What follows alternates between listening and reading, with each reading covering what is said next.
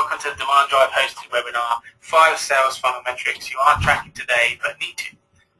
For those of you unfamiliar with demandDrive, we specialize in generating revenue through custom outbound demand generation services within the tech industry. We have teams of inside sales representatives that help our clients to increase quality lead generation through targeted outbound teleprospecting. Through our years of doing this, we believe we have developed an extremely efficient method of generating leads, sure, but also tracking and measuring top-of-sale funnel activities to help create a predictable revenue model. So please feel free to ask any questions you may have as we go along, and I will address them in several stages throughout the webinar. But without further ado, I would like to introduce you to demandDrive founder Lindsay Fry, and a demand and lead generation expert whose processes have been implemented by 100+ business development and inside sales teams in the tech B2B space across America. Lindsay? Great, thanks John for the introduction, and thanks everybody for joining today. I'm really excited to discuss this topic, and when we're going through this, I want to make note that this is really specific to inside sales or sales development teams, really the people that are on the front lines uncovering net new opportunities for your outside reps. In a lot of cases, sales organizations will focus on metrics, certainly around new business and lead conversions, as well as those top-of-funnel activities like the number of new MQLs that are being created each quarter. What we're focusing on today is metrics specifically designed to measure the activity and results of your sales development team or inside sales team, so keep that in mind. Before we get started, I wanted to make sure we were on the same page with some definitions of some acronyms that I might be using throughout the presentation. One is MQL, or Marketing Qualified Lead, which I'm sure most of you are familiar with. When I'm referring to it today, it's really around outbound prospecting, so a prospect where your business development team has verified all of the prospect's contact information, and they know that they're part of the decision-making process, and the contact has agreed to be added to your marketing list. Another term that I'm going to reference is an SAL, or Sales Accepted Lead. This is a prospect who is part of the decision-making process, that has an active interest in your product or solution, and is ready to move forward into the sales process. This is what a lot of organizations would refer to as a handover or a pass lead from their inside team to their field team. An SQL, or Sales Qualified Lead, is a lead that's been converted to an opportunity by your outside sales team, and it's something that they're going to actively continue to work. So a lot of these acronyms might be familiar to you. We do follow the Serious Decisions waterfall quite a bit. I think they've done a really nice job in splitting inbound and outbound activities and mapping them back to the sales funnel. So to get started, I want to jump into our first topic and metric, and that's around sales planning. And this is really looking at specifically sales planning to help that inside sales development team. Since you're most likely already planning by setting goals around the number of leads or appointments or demos you need from each member of your team, you're certainly making sure that they have the right messaging and scripting to be successful, and they have the right tools in place, so a CRM system and reporting to help keep them on track. But what we found is often overlooked is the metric that we're going to discuss today, which is the number of unique accounts that each inside sales rep needs to start with in order to hit their lead goals consistently. So this is really outside of, hey, does my team have a list to call? When you're evaluating the list that your rep is going to be calling into, and this can be a list of inbound leads or a target list that you've purchased or developed or that's been sitting in your CRM for 3 years, it's important to give each of your reps enough accounts so that they're able to pull in new companies each day, but not too many where they're overwhelmed, overloaded, and ineffective. So for example, you want to make sure you have realistic expectations as to what the size of your selling universe is. So for example, I had a client who we were starting a project, and she had an inside team that we were going to augment, and I asked her what her expectation was for leads or appointments each month. And she said she would really love 20 sales accepted leads per month for a year per BDR. And I said, well, that seems a bit high. Tell me a little bit about your selling universe. And she said, well, we really only want to call into the Fortune 500 because those are really the only types of organizations that would be a fit for our technology. And I said, well, if you are expecting 20 sales leads every month for a year and you're only selling into a universe of 500, those metrics are never going to work out. So first off, make sure you know and understand what your selling universe is and really what's possible. A good rule of thumb is to give each member of your inside sales team 500 to 750 unique accounts to call for their first quarter of work. And clearly from the example I just gave, if you only have a selling universe of 500, that's fine. Your expectations would just have to be a little bit different. Perhaps your team would have to be doing a little more research, adding additional contacts in. By giving your team, in most cases, 500 to 750 unique accounts, and then having them add 2 to 3 contacts per account, they can get to an answer really quickly and qualify in or out. This does not mean that you give them a list of 2,000 contacts across 200 accounts. I'm really stressing that this has to be 500 to 750 unique accounts. After that first quarter of calling, you'll have to replenish this reservoir list with maybe a couple hundred new accounts, since your team will still be nurturing, or that individual will still be nurturing and working some of that original 500 to 750. I'd also suggest that you pull out maybe 20 to 50 target accounts from that list that you would want extra attention paid to.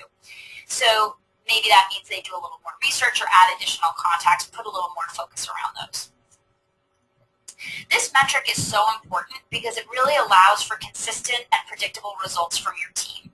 If your rep can pull in, and they really should be, so certainly focus on this, pull in 5 to 10 new target accounts or new accounts from that 500 to 750 list each day.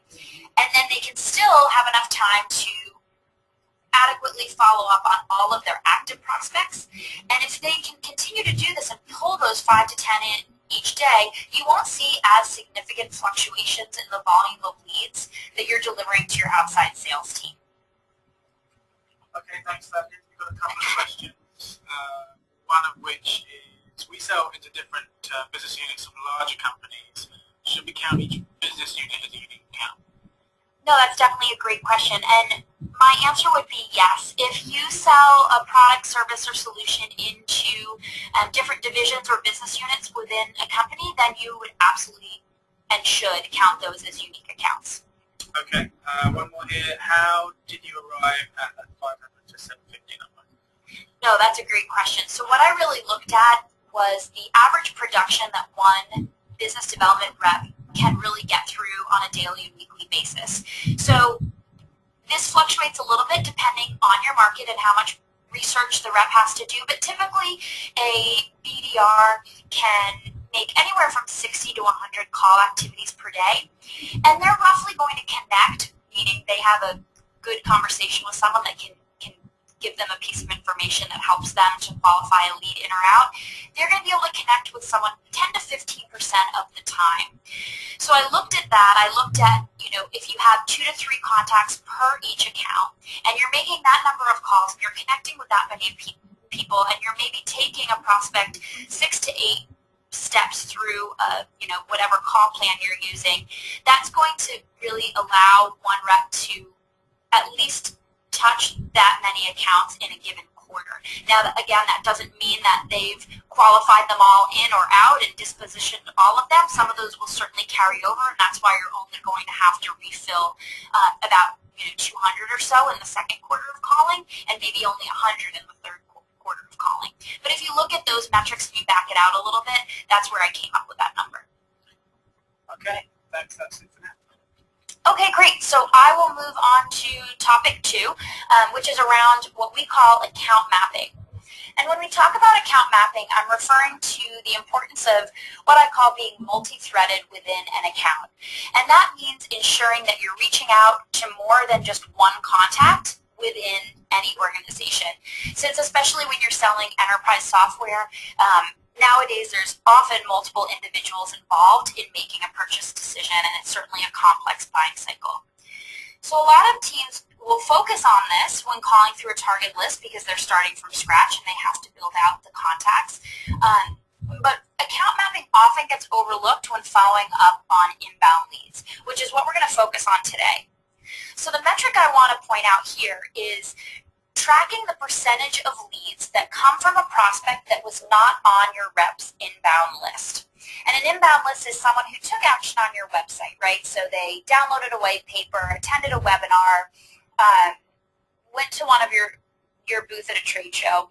If you have a team of inside reps that are following up and further qualifying inbound leads, then you want to make sure they're calling through other contacts at the organization as well, not just that individual that took action on your website. So for example, we have been working with a client for about a year, and our goal with this client was to do just that, was to call through and further qualify their thousands of inbound leads that they were getting in each year. And what we found is previously what they had been doing was just calling down the contacts that had downloaded that white paper, etc., and they weren't seeing the qualified lead volume they were looking for. So by applying our account mapping process and calling alternate individuals within each account, we found that a lot of our leads, 40% in fact, were with contacts outside of that original person that downloaded something from the website. And what we came to the conclusion, and I measured that over the course of the year, and that's where I came up with the 40%, and we tracked it in our CRM in Salesforce when a rep would actually add a contact. And what we found was oftentimes that the person within an organization that's taking action on the website, it can certainly be a good leading indicator that there is a level of interest within the account. But what we found was that the person that downloaded that white paper or attended that webinar was often tasked to do so by someone higher up, or the person who has the buying authority and is ultimately the person you want to be talking to. So you don't want to overlook that.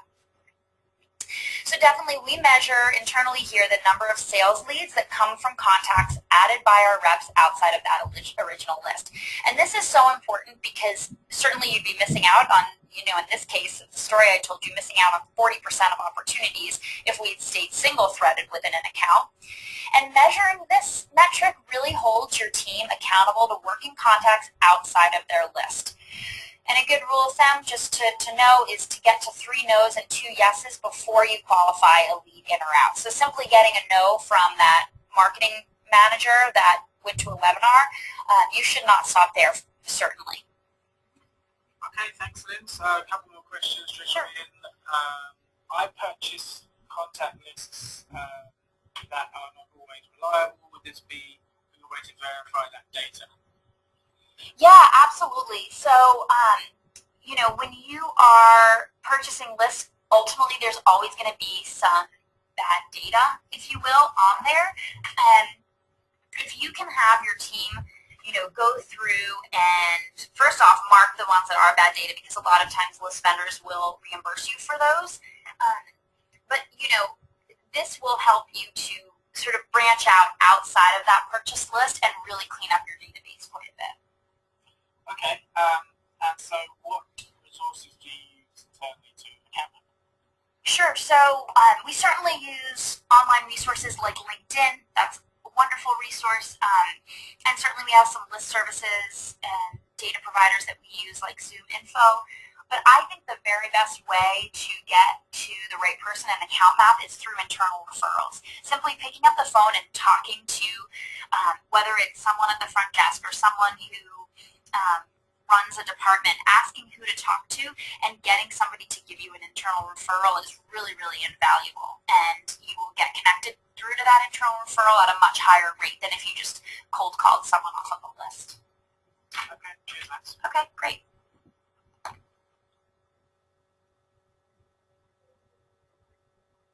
The third metric here, which is around market intelligence. And when I'm talking about market intelligence, I'm referring to all of that great information that your inside sales team is uncovering during their day-to-day calling efforts.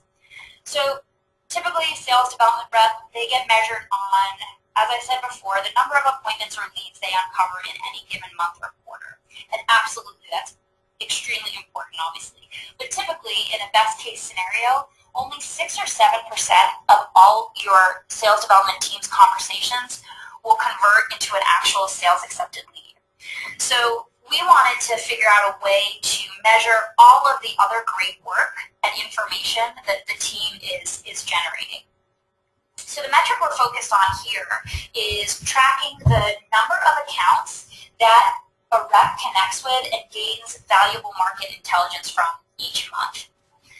So for example, we had a client where we were really doing a great job uncovering some sales accepted leads, but it was certainly a saturated market. We kept coming across the same 2 or 3 competitors over and over, and our client was able to give us some good intel on those competitors. But from the information that we were compiling and that we were finding just being on the phone and talking to prospects who were using this competitor, we were able to find a lot more information. So we put together a competitive intelligence report that we were able to share with our client that really was beneficial for them. So we were able to find, from the actual prospect, things like what areas were people not happy with regarding their competitor? When were they going to be in a contract renewal period? Things of that nature. And we were actually able to help this client develop future campaigns around different competitors and help them sell much more effectively and sell to these different points and value points that we came up with. This also increased the lead rate since we then knew when certain prospects' contracts would be up, for example. And there's a lot of different competitive intelligence information based on your specific business that you can track.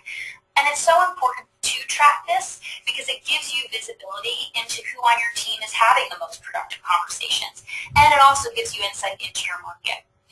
So if you think about it, your sales development team is your front line. It's your frontline sales. They're having oftentimes the most conversations with your target market every day, more so than your outside sales team, more so than conversations with your marketing team. And you want to be able to capitalize on all of that information. So think about the different market intelligence data points that you would be interested in tracking and think about how to measure that.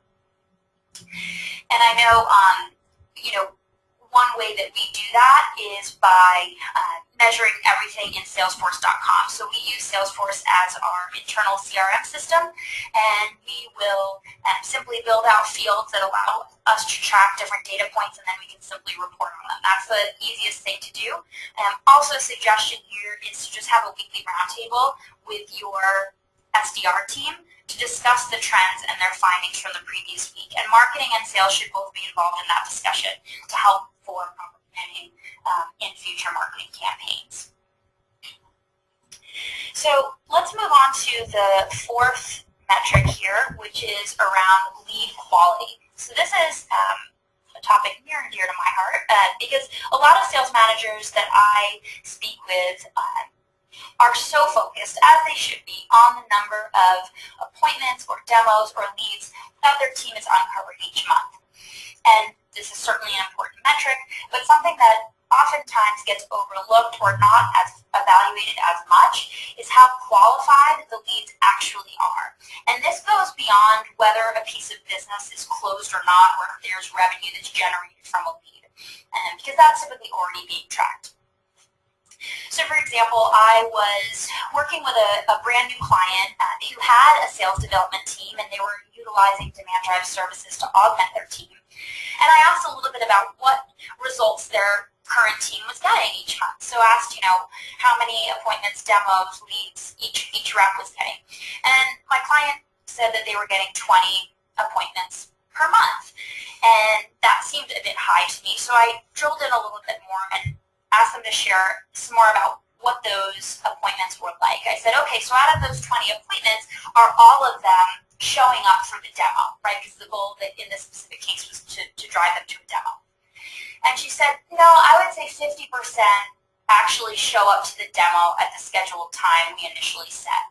So I said, okay, so now we're down to 10 actual prospects who show up for a demo. And I said, out of those 10, how many were with the right person that were actually qualified and truly ready to be presented to an outside salesperson? And she said typically out of those 10, maybe 4 were unqualified, or it was simply a tire kicker or someone that wasn't really the right person. And so therefore, out of those initial 20 appointments per month, which is the initial question I asked, there were really only 6 qualified leads coming over per month. So the metric we want to focus on here is measuring what we refer to as the no-show rate, or the percentage of prospects that don't show up for their scheduled discovery call, demo, or meeting, whatever that next step in the sales process is for you. And this percentage really should never exceed 15%. Okay, so it's never going to be 0. You always have to account for meetings coming up, sick days, the apocalypse, what have you. But if you are seeing a no-show rate of over 15%, then you really need to question whether your reps are getting the right message across, or are they simply focused on getting someone to agree to a demo, strong-arming prospects into taking meetings so that they can hit this appointment goal of theirs. The other metric to measure here is what percentage of the sales accepted leads that do show up for their call or demo convert into sales qualified leads. So if you recall from the beginning of this webinar, I laid out the difference between an SAL and an SQL. So an SQL, again, is a lead that your outside team is going to continue to work and create an opportunity off of. A good industry average here is that roughly 70% or more of your team's SALs or sales accepted leads should convert to an SQL. So those are a couple metrics and measures that you can take a look at when evaluating your internal team. It's really important to incentivize on the quality of your team's leads and not just the sheer number. And so this will ensure that your outside team is really engaged with your sales development team and is excited about the leads that they're passing, and that your outside team is really spending their time on the right opportunities and not spinning their wheels with a prospect who really isn't ready to enter into a buying cycle. Okay, thanks for that. Do you have a question? Okay. Yeah, there's one question come up here. Is how are you incentivizing and ensuring quality of leads? Sure. So I think it really does come down to incentivizing and compensating. So, for example, my team, they don't get compensated on a lead until it becomes a sales qualified lead. So that demo or discovery call has to have happened, and the outside field rep has to confirm and validate that all the information we gathered is accurate and that they do find this to be a lead they can work right now. So that's obviously driving the quality there. We also utilize a lead scoring matrix that helps us to assign a point value to different areas in the qualification process and different questions and different pieces of information that we're gathering. So we'll oftentimes share that with a client, and they'll help us to determine how qualified they want a lead, right? Is it 90%, 70%, 80%, and so on. Yeah. Okay, so we will move into our final metric for today, and this is really around the health of the top of your funnel, or really around conversion metrics. So we typically are always measuring the very top of the funnel and how healthy that is with the number of inbound MQLs that are coming through. And we definitely pay attention when something reaches a sales accepted and sales qualified status. But there's also times this big gap in sort of the middle piece of the funnel that isn't measured. And this is exactly the area that your sales development team is focused on, right? So the metric we want to focus on here is how do you measure a prospect that falls somewhere between an MQL and an SAL. So we've come up with the term, and you may have seen a recent blog on this, the term ISQL, right, because we love acronyms. So Inside Sales Qualified Lead.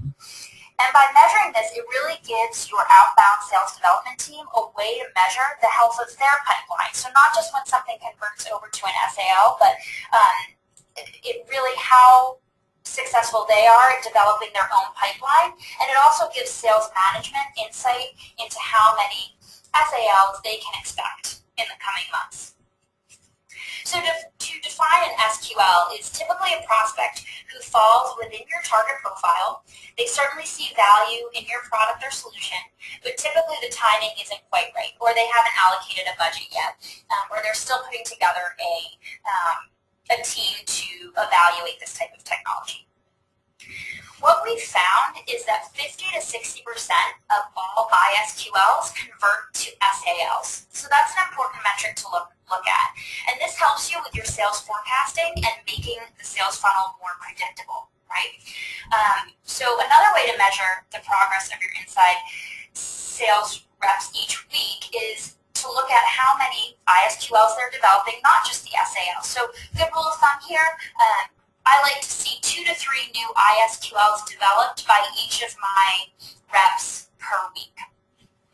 And again, that is going to lead to the consistency, and it's going to help you to communicate to the outside sales team as to what new leads might be coming through in the next few months. Since 50 to 60% of all ISQLs are going to convert to an SAL at some point, this will give your outside sales team visibility into what could be sort of upcoming. Okay, well, thank you, Lindsay. Sure. I have got a couple of questions just trickled in on that specific topic. Sure. Definitely the most interesting for me as well, actually. What percentage chance of closing would you allocate to an ISQL?